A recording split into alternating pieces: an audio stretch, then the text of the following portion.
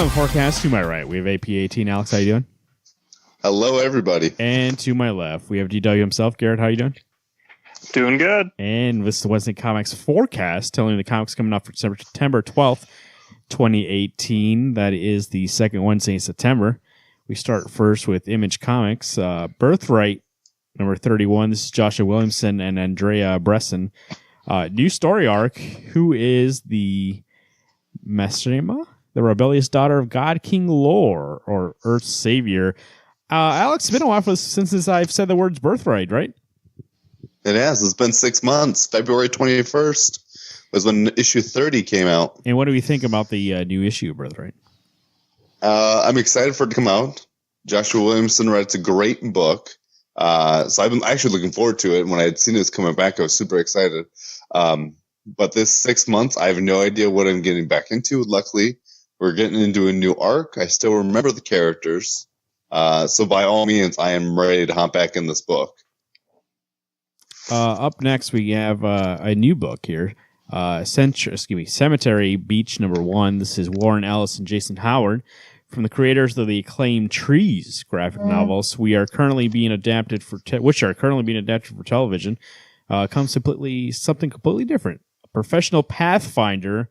His only ally, a disaffected young murderess, breaks out of a torture cell in pursuit of his worst extraction scenario ever, escaping on foot across a sprawling and secret off-world colony established 100 years ago and filled with generations of lunatics. Warren Ellis and Jason Howard ignite a high-speed new action serial. We were talking about this before the forecast started. This is something that definitely piques my interest. We have Warren Ellis and we have an action serial. He's been doing pretty good work over there at Wildstorm. We also, though, have been burned before, right? Gary, you been burned with Trees? I never got Trees. Oh, I thought you did. I got Trees. Oh, you got it. I got burned. And he did Injection, which I know for Gary and I, we got the first, 7 to 8 issues, but after a while it just became so slow that you're like, what the hell am I reading? I don't know if it was slow. It just became so... There was too much going on, and you didn't know anything. Do you think maybe nobody knew anything? Garrett, I mean, Alex, that since we got a 7-issue mini, he can change himself more and we'll have something that he's already completed? I don't know. My thing is that if it's anything like his 6-issue run of Moon Knight a couple years ago, which was amazing, maybe it really will be a well-told-out story. He's already got the script written out, just, is going to town on it. But I also don't know if I can trust that. We'll see. The cover does look interesting. Like the design of it, the synopsis, everything looks good. It's just whether or not you're willing to roll the dice on Warren Ellis again and get snake eyes or what's going on with that. So I can tell you if it was Jeff Lemire, I'd be getting it. I would trust that storytelling, but I can't trust this Ellis. Farmhand number 3. This is Rob Guillory and Rob Guillory. Taylor Wells also. Alex, how's the Farmhand? Amazing. I love this book. I read the 2nd issue earlier this week. Such an interesting story. Really kind of a creepy concept. And that art is amazing. Much like I read Leviathan and Farmhand in the same night, I was getting that Chew team on 2 separate books. I love both those books.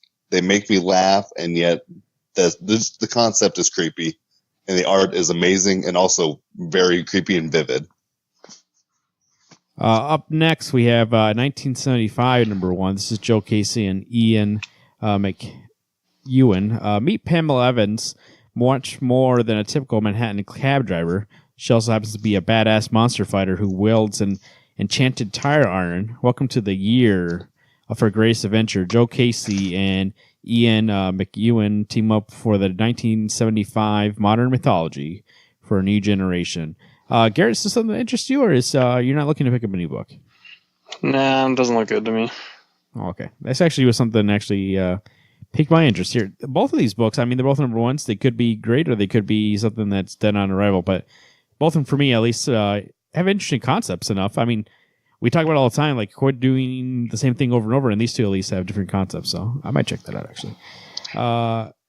Oblivion Song by Kirkman and De Felici, number 7. Robert Kirkman and Lorenzo De Felici. New story arc. Garrett, what do you think about Oblivion Song? Moving on to the second arc here.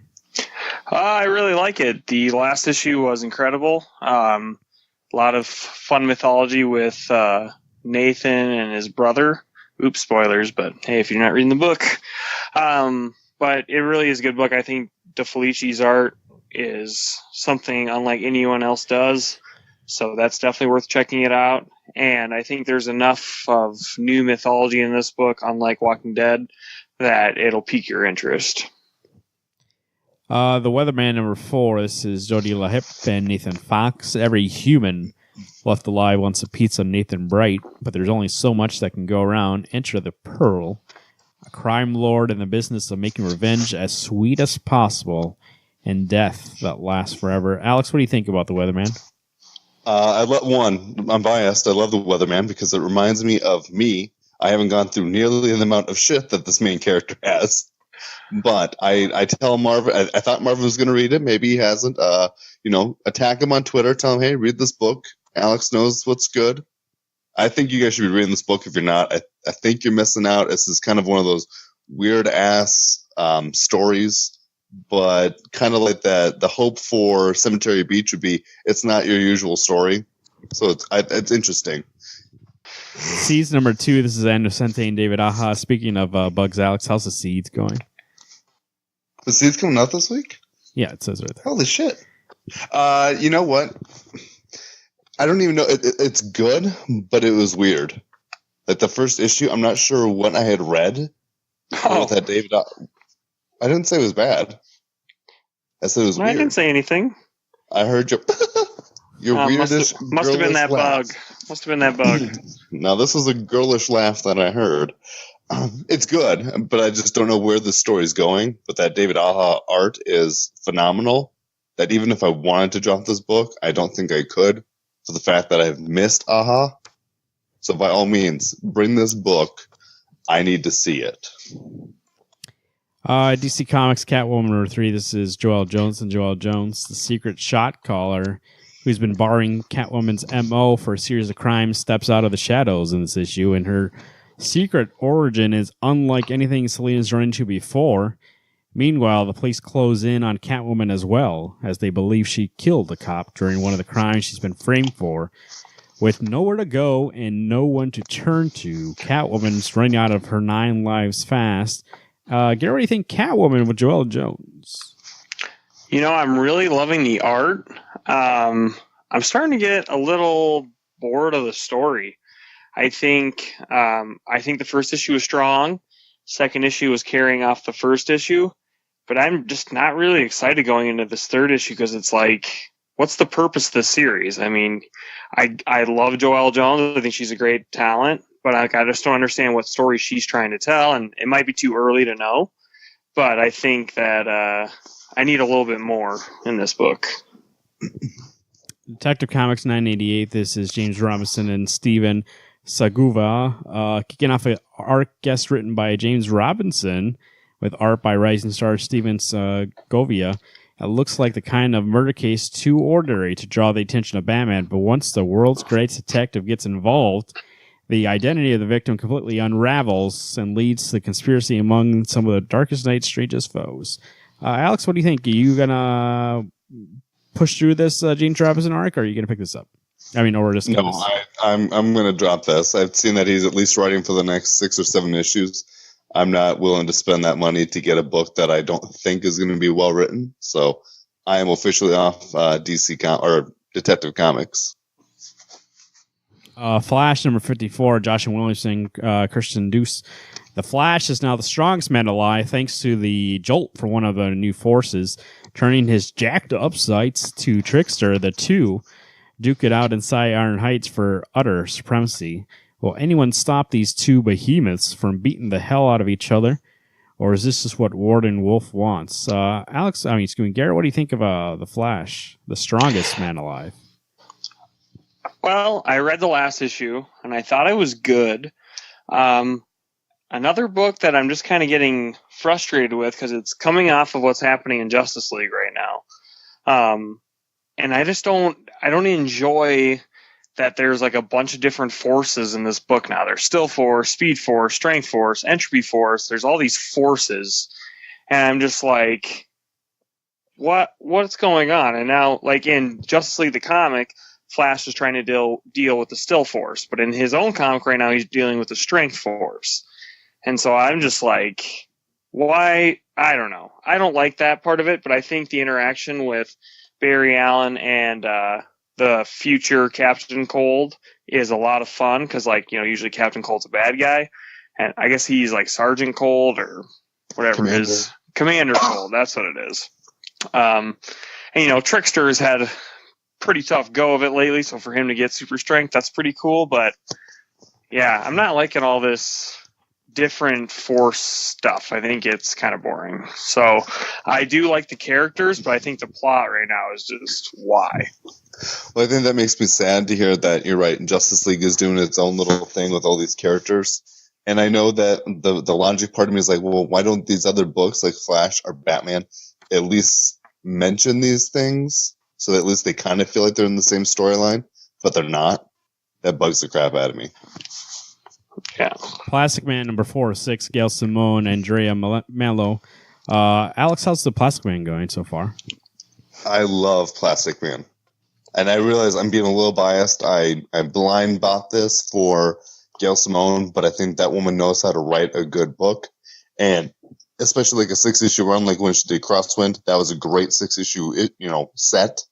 I know that it'll come back. Plastic Man just adds that more love for me in Terrifics because I didn't know a lot about him. I'd heard of him, but this book just makes me enjoy that character and enjoy the way he makes jokes, and just how he's developed is great. That book is so great. It's funny, great art, great story, worth reading.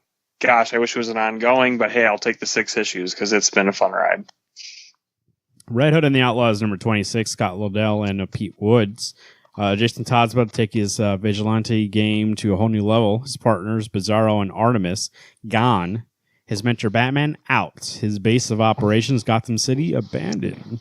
Cast out and alone, Red Hood embarks on a bold, brutal new mission. With a new costume, new weapons, and a new plan to punish evildoers across the DCU. Plus, Pete Woods of Justice League joins writer Scott Lobdell as the new era begins. Garrett, what do you think? We got a new artist here because... the Dexter Story is going over to Batman and the Outsiders. Now we have Red Hood the Outlaw by himself here. What do you think? So excited. The annual and everything leading up to this point, we're going to get probably the best iteration of Jason Todd that's been around in a long time. And what I mean better, I don't mean in a heroish, like good person way. I just mean in Jason Todd's max capacity to be a fucking badass. So he's about to go on a quest for revenge, and it's going to be so much fun. I can't wait to see what happens out of this because I know it's just going to be pure adrenaline. And yeah, I can't wait to read this. Scooby Apocalypse number 29. This is Keith Giffen, J.M. DeManis, and Pat Olaf. Garrett, how's Scooby Apocalypse going? This is a book I really love. I can't believe it's still going. I'm loving every issue that comes out. They're about to do something very dirty in this upcoming issue. It might have something to do with a deceased member of the Scooby Gang. It's pretty horrible that they have to get tortured by that. But I'm so amazed of all the things that have happened so far in this book. And yeah, I'm surprised that it's still kicking around, but it's still awesome. Daphne's a badass. Well, spoilers, Shaggy and Velma are dating. Scooby has like a new best friend, and then we got Scrappy is kind of like a mercenary. So it's a lot of fun. Sideways number 8. This is Dan DiDio and Kenneth Rockefort. Is anybody still getting Sideways? Yep. When Sideways leads the 7 soldiers into the dark multiverse to find the missing Manhattan Guardian, the whole trip goes sideways. When our heroes get separated from the group, becomes lost in this nightmarish realm, and just like the peculiar teenager, Sideways won't stop and ask for directions.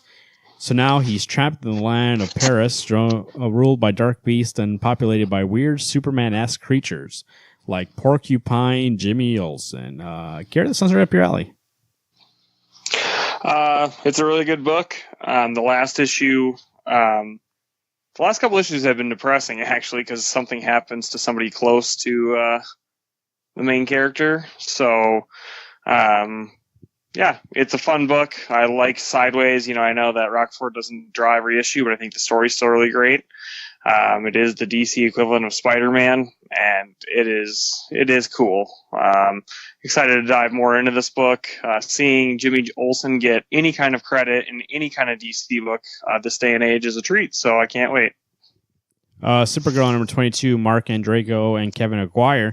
Garrett, you've been reading Supergirl lately, right?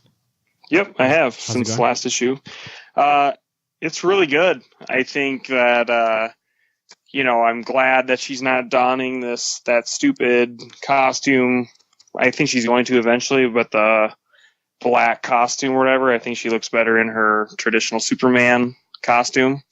It's fun her teaming up with Crypto, because that's the best dog in the entire planet and universe, so why not have him as a sidekick? Again, it is focused very heavily about Rogol Zaar, which is the worst thing to happen to Superman comics in the last decade. But I think that at least Kevin Maguire and Mark Andreyko get this character, and they are giving out a story worth reading. Speaking of Rogol Zaar, Superman number 3, Brian Michael Bendis, Joe Prado, and Ivan Rice. Guest starring the Justice League. Locked inside the Phantom Zone, the Earth stands poisoned, and its heroes lie dying, with no idea how to escape the deadly Kryptonian trap. But even a deadlier threat invades as Rogol Zaar teams with those who have been imprisoned inside the Phantom Zone to use Earth to escape, not caring enough to destroy the planet to do it. Garrett, how's Superman going? Holy shit, that sounds horrible. Dude, Superman sucks right now. That book is not fun. I can't wait till they're done with this Rogol Zaar bullshit, which probably won't be for a long time. It's just not good. And I don't get how the same man can write action comics, which is amazing. But when he's over here on Superman, it's just god-awful and so boring. It's just... you remember Superman number 1 by George, with the art by George Perez from New 52, with all those word bubbles? It's about the same amount, and it just is not fun. I think my concern is that you said the Justice League is going to be in this issue. I really hope that Bendis maybe figured out a different way to write those characters than how he wrote The Flash, because I have a feeling if The Flash shows up, you're going to be reading another cockapoo line. Oh, God. And it's just, you're going to want to burn that issue and then have to buy another one because you're so upset that you burnt your first one. I swear he watched Justice League and he's like, that's who Barry Allen is. It's like, you're dumb.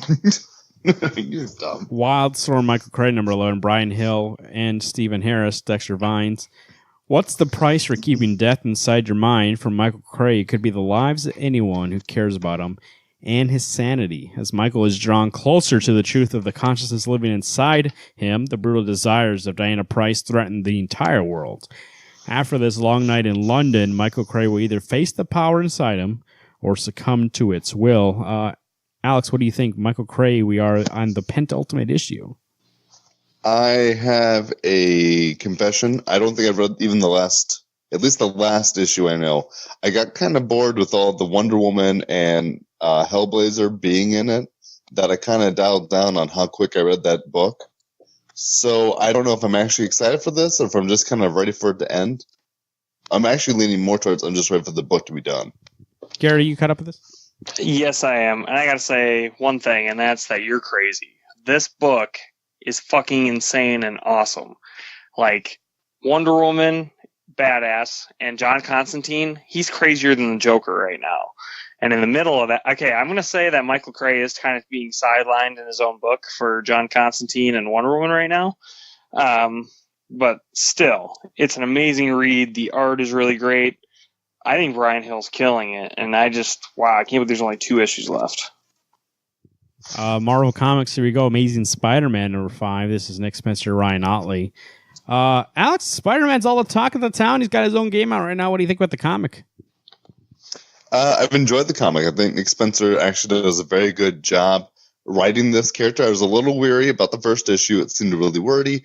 2, 3, and I haven't read 4, but I'm excited to get into 4. I look at this cover for issue 5, and I almost wish I would have caught up because I'm so excited to read Spider-Man. And like you said, the PS4 just released Spider-Man, and I don't have it.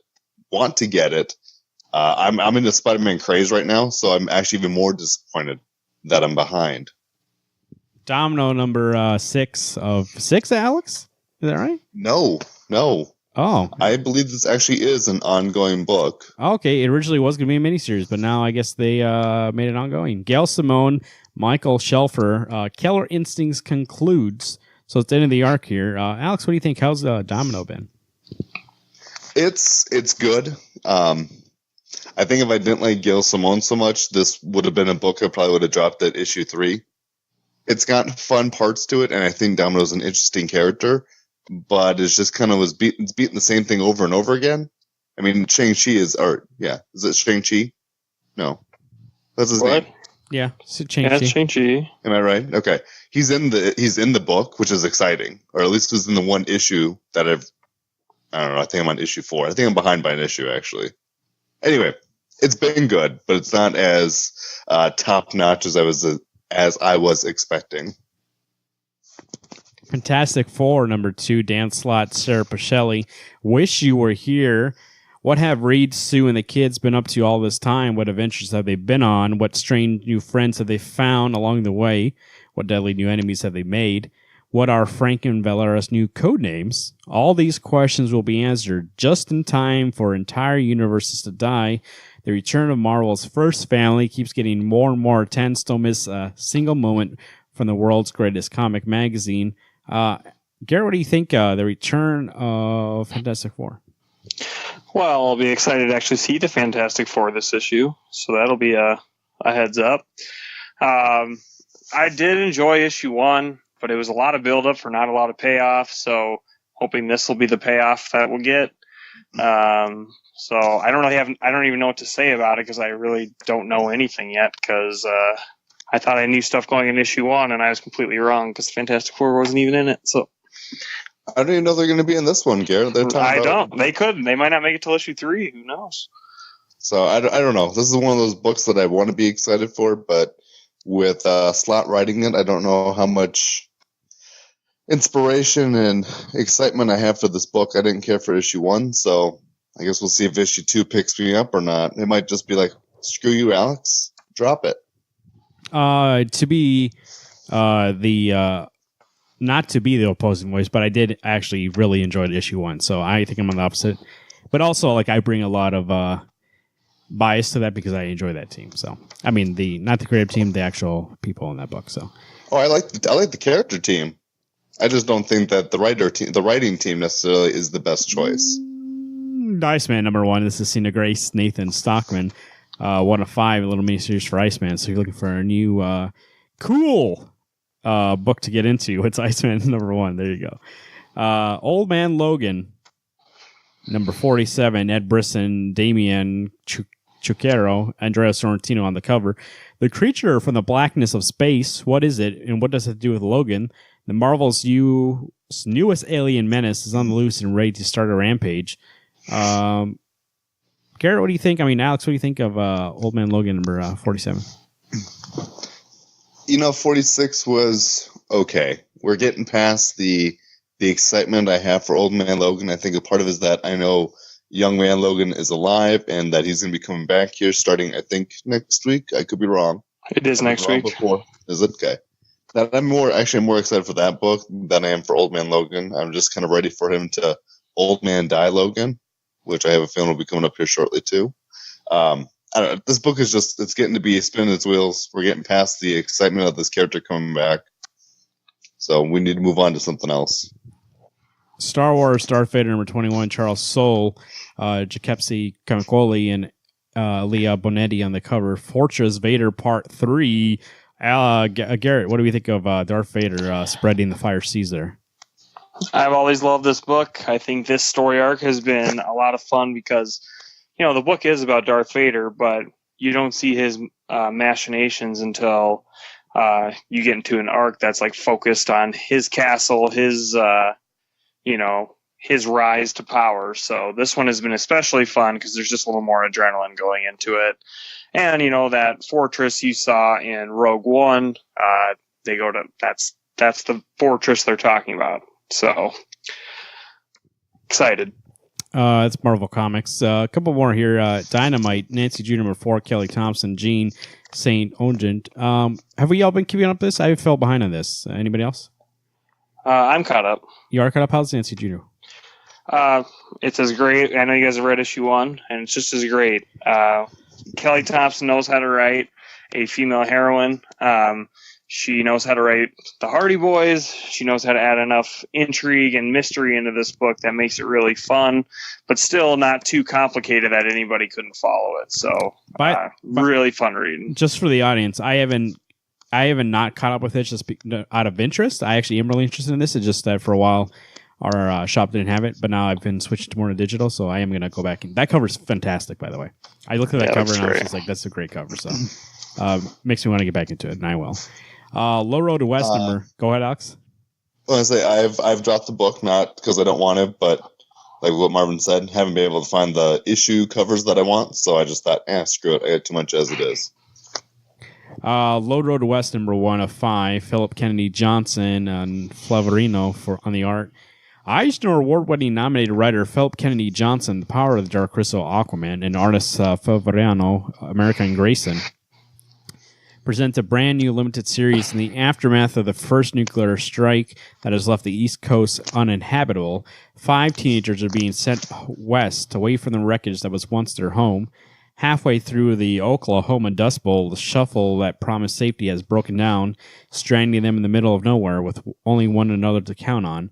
Their only hope seems to be a town, just on the edge of the horizon. But as closer they get, the stranger things become.